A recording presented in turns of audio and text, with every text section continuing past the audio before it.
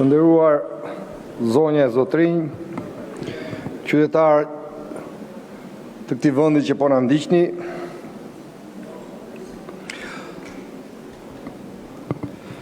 se çfarë buxheti po miratoni sot, nuk kishit nevojë të shihni deri në fund, mjafton që dëgjuat prallat që kryeministri tha për 10 minuta dhe e kuptoni që ky është një buxhet i një cinizmi total.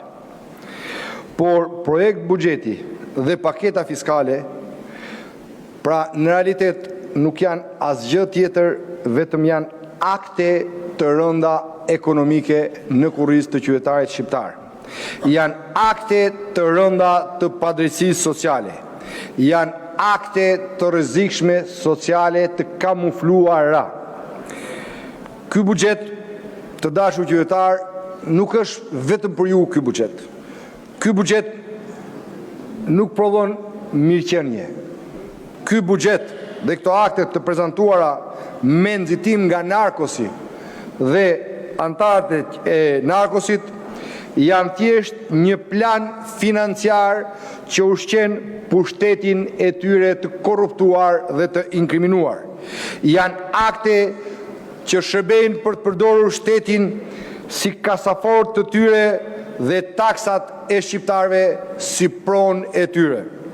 Sot ne, të dashur qytetar, nuk kemi përballë një qeveri që mendon për ekonominë, për shqiptarët, për trinjt, për pensionistët, për bujqësinë, apo industrinë, apo turizmin. Jo, ne sot kemi përballë një grusht pushtetarësh që mendojnë vetëm për një gjë, se si të mbajnë tepsinë të mbushur plot me parat e djersën e shqiptarëve të ndershëm, si të zgjerojnë llokmat për miq dhe obortarët e kopshtit të Edenit dhe si të blejnë me çdo çmim dhe me çdo kosto heshtjen dhe nështrimin tuaj. Paketa fiskale që sot u paraqit është fytyra e padrejtisë 13 vjeçare të narkosit në pushtet. Është fytyra e korrupsionit dhe abuzimit me qytetarët dhe me sipërmarrësin e ndershëm. Projekt buxheti që sot po u paraqitet është buxheti vjedhjes, është buxheti drogës, i mashtrimit, i klientelizmit dhe i llokmave të babëzisë qeveritare. Le ta flasim pak çështjen e amnistisë. Qeveria e narkos deri diku përpiqet ja u shes shqiptarëve si historike, por në fakt amnistohet në mënyrë të turpshme dhe kriminale ai biznes që ka abuzuar, është shmangur mbase me bekimin e qeverisë apo të ushtarëve të saj dhe ka mbushur indirekt xhepat e tyre. Ata sot që kanë qenë evazorët e mëdhenj të vendi në 13 vite, kanë mbrojtjen e narkosit, prandaj janë kështu sot. Sot kjo mazhorancë tu po fal të gjithë ata që mashtruan me tatimin e vlerësuar. Po fal pra klientët e qeverisë. Sot po falen gjithë ata që manipuluan ndër vite bilancet dhe vran konkurrencën e lirë dhe të ndershme.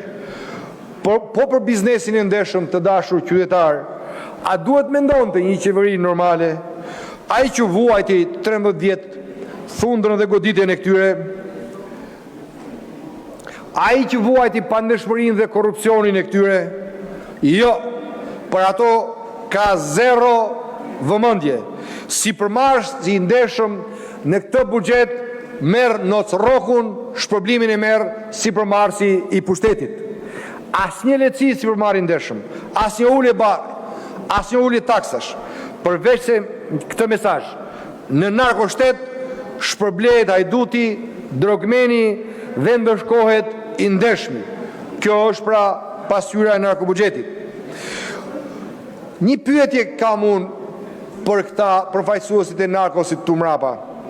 Po listën e debitorëve që do të bëni amnisti, pse nuk e publikoni? Jo, them unë pse nuk e publikojnë. Janë 2 miliard euro afërsisht që ju falen atyre që kanë sponsorizuar për të mbajtur në pushtet këta, atyre që kanë vjedhur bashkë me këta dhe po dalin emrat, pa diskutim, që opinioni pastaj do të gjykojnë edhe me rënd, ndaj e fshehin edhe listën e atyre që do të amnistojnë. Por çfarë është paqja fiskale? Paqja fiskale është gjysmë amnistie dhe gjysmë shantazh. Pra, kjo është paqja fiskale që do t'i ofrojnë biznesit në vitin tjetër. Hiq një dorë, ju thot Narkosi, nga ankimimet për administratën në gjyq, por unë pastaj do të vlerësoj ju. Kaq është, hajde firmosni këtë marrëveshje me mua. Të nderuar qytetar, buxheti i vitit ardhshëm është narko buxhet. Bujqësia e rënuar nuk sjell të ardhurat për buxhetin. Eksportet të rënuara nuk sjellin të ardhurat për buxhetin. Importet po ashtu, po rënohen. Turizmi u pa botërisht që ishte në grop, nuk ka të ardhurat për buxhetin. Atëherë, si ka mundësi nga vijnë këto të ardhura? Po, këto të ardhura që këta krenohen se buxheti tyre ka shkuar 9 miliard, vinë nga narkosi. Narkosi pastrohen miliarda euro dhe të gjitha hidhen në ndërtim, në kulla ndërtimi. Shqipëria shpopullohet, kullat ndërtohet se do pastroj narkosi parat. Ja, ky është buxheti i këtyre. E dëgjoni ju që tonë, publikisht tonë, leku letër këtu. Dëgjon kryeministrin, dëgjon ministrin e financave, leku letër. Në realitet është e gjitha mashtrim dhe mashtrim. Vazhdojnë vjedhin akoma në buxhet me rindërtimin, 50 milion euro. Vazhdojnë. Por t'ju kthehemi sektorëve social. Po shëndetësia që porënohet prej vitesh është viktim e politikave të narkosit, e politikave korruptive koncesionare.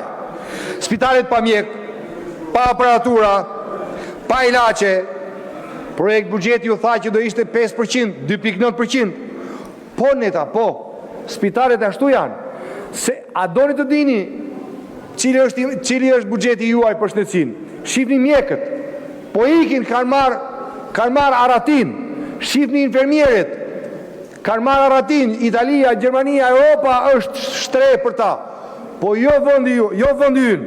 Po, a doni të tregoni fytyrën e shëndetësisë të këtij narkosi? Po, shifni onkologjikun. Onkologjiku është shëmbëltyra e shëndetësisë së narkosit. Shifni arsimin. Flasin shifra, leku letër në gojën e këtyre. Por Palestina dhe Ukraina që janë në luftë sipas sistemit PISA janë përpara nesh. Jemi në vendet e fundit të botës. Shkollat po boshadisen. Patronazhist mësues, sepse profesionist nuk ka asgjë më shumë. Nuk i afrojnë asgjë këta arsimit. Të janë armiq të arsimit. Dhe kjo është e vërtetuar. Shikojeni, flasin për bujqësinë, për fermerin, për blektorin, po ku është? Ne jemi me 0 subvencione, thuajse. Subvencionet më të ulta në rajon. Dhe nuk bëjnë transparencën për fondet e IPART-it, sepse me fondet e IPART-it do vinin në 130 milion euro të tjera në vit. Po jo, narkosi jo. Pa që nuk vjedh do të më ke ata, se vëmendja europianëve u shtua dhe vën vetëm me fondet që vjedhin vetë. Tani, pagat e administratës, thot i kemi rritur, mashtrim. Asnjë qëndark nuk planifikohet në buxhet përveç se indeksimit të inflacionit. Ju thanë që do të ketë rritje reale, pagash, por jo, në fushate mbani mend si u premtoi narkosi, ja u lyu kokën me akull shqiptarve, por tani me këtë projekt buxhet po ju thot do të merrni nos rrokun, sepse ikën zgjedhjet, nuk i duhet kush më, prandaj ajo propagandë nuk vlen më. Po të kthehemi tek shtresa më marginalizuar e shoqërisë që është pensionistët. Flasin këta për pensionistët, po me këtë buxhet vetëm tallen dhe i përçudnojnë. E vërteta të dashur pensionist është kjo. Maksimumi i indeksimit për ju do të jetë 700 lek në muaj. Ai bonusi që ja u dha Narkosi për fushat, ja u shpërndan në 12 muaj dhe kaq. Nuk ka rritje të pensioneve. Se këta flasin pralla. Nuk shkojnë në fshat të shikojnë që ka pensionist me 80 euro, me 60 euro. Po, ky është realiteti. Dhe në buxhet këtu zero vëmendje për ta. Nuk po hym të shtesa tjera pastaj. Për të përndjekurit që ju thonë edhe 20 vite, kur të vdesë edhe brezi dytë juaj, ne do t'ja kthejmë. Do t'ja japim shpërblimin. Asnjë rritje dhe ndihmë ekonomike për paaftësinë e kufizuar. Ata janë njerëz që se ekzistojnë për qeverinë e Narkosit. Asnjë mas për uljen e varfërisë. Jo, Narkosi është në luks, nuk ja ndjen fare. Pra, çfarë është? I kanë braktisur të tërë.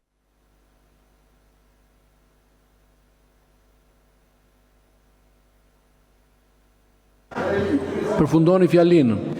Pra, të tërë i kanë braktisur, të smurët, të varfrit, nxënësit, studentët, por jo hobortarët me të cilët ndajnë parat jo. I gjithë buxheti aty do shkoj, sepse aty ndajnë llokmat këta së bashku. Kartelet e krimin organizuar nuk e kanë braktisur. Koncesionet, ato famshmet PPP, jo, aty nuk e kanë harruar, si kanë braktisur. Aty do shkojnë parat 125 milion euro për ato. Pra, ky është buxheti, të dashur qytetar, i thellimit të krizës, i korrupsionit, është buxheti i mashtrimit. Asnjë sipërmarrës, asnjë qytetar nuk e ndjen veten te ky buxhet dhe nuk do ta gjej veten te ky buxhet. Shqipëria sigurisht meriton më shumë, qytetarët meritojnë më shumë dhe ne si opozitë jemi këtu të luftojmë për ju, të jemi në krahët tuaj kundër këtyre hajdutëve të babzitur. Faleminderit. Fjalën e ka zëvendës kryeministja zonja Belinda Balluku. Zonja Balluku.